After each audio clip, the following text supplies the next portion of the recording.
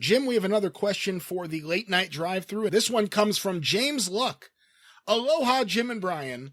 I'm curious to know Jim's opinion on the run the Road Warriors had in the summer of 1998 involving Road Warrior Hawk and his issues with substance abuse.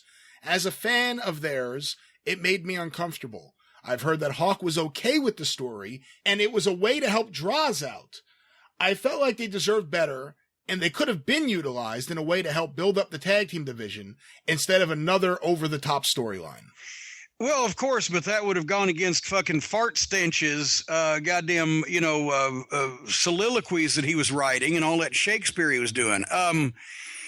They definitely they should have been used better. Hawk was unreliable at that point, which is what kind of led to Idiot being able to sell Vince McMahon on doing the story to begin with.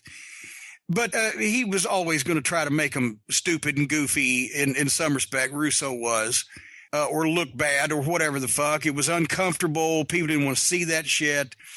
Rather, they would have started out using Hawk and Animal better and more seriously to hopefully pass something on to a future tag team generation. But if they decided that Hawk was not reliable because of substance issues, they should have taken him completely off, sent him to fucking rehab, not portrayed him to be fucked up when he really wasn't, and or just brought Draws into the equation to begin with to try to help somebody get over.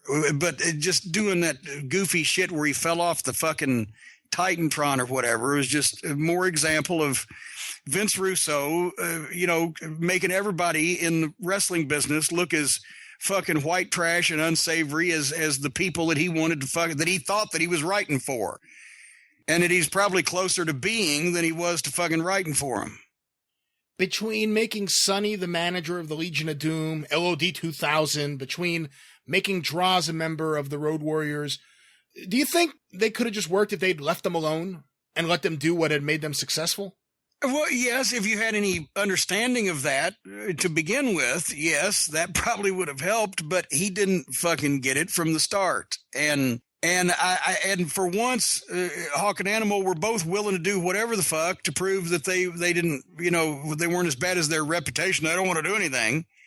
And they're told to do all the wrong shit. So they probably figured they were right the previous 15 fucking years to just do what they wanted instead of what people told them to do.